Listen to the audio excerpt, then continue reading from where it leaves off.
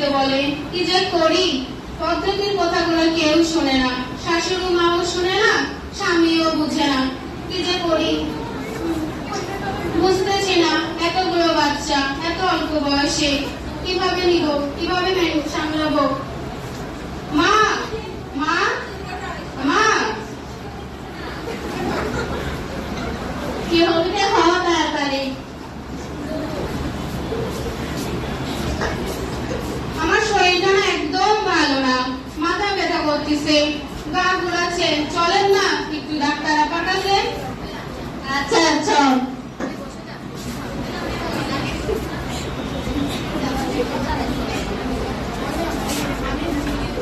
মা, আপনি এখানে বসেন।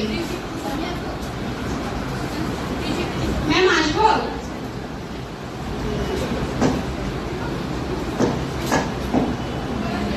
আসসালামু আলাইকুম। ওয়ালাইকুম সালাম। বসেন। কেমন আছেন আপনি? ভালো আছি। তুমি জুড়ে বলো।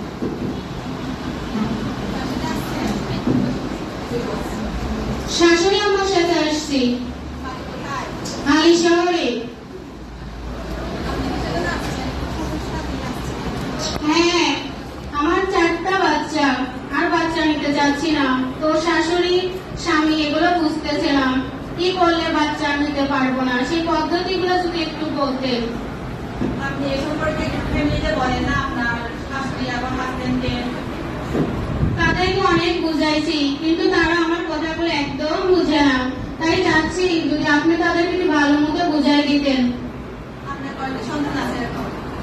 4টা সন্তান আছে, কোলে একটা 6 মাস বয়স, আরো গুলো বাসায় আছে। আপনি কিন্তু নিজে দুর্বল। এতগুলো সন্তান হওয়ার পরেও নিছেন কেন আপনি? হ্যাঁ, বাচ্চারা তো সুস্থতা হচ্ছে, বাচ্চারাই তো দুর্বল। আপনি তো নিজে দুর্বল দেখে মনে হচ্ছে। আপনাদের তো শরীরের অর্থ নাই। আপনাদের কি আছে? আমার শাশুড়ি আম্মা। মা আসেন না।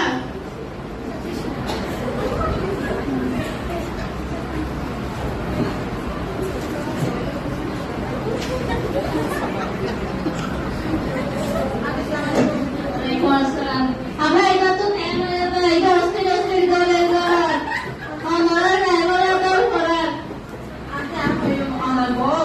অত বয়সে তারও বাচ্চা তৈরি, কেউ অসুস্থ, শরীরে রক্ত তো নাই, দুর্বল কি করে, বাচ্চাও দুর্বল, খাওয়া দাওয়া কম করে পাল্লাই। এটা তো সবসময় খানা দানা দুর্বল তো। এখন আনার বউ পাইলে এখন পাচ্ছে না, এখন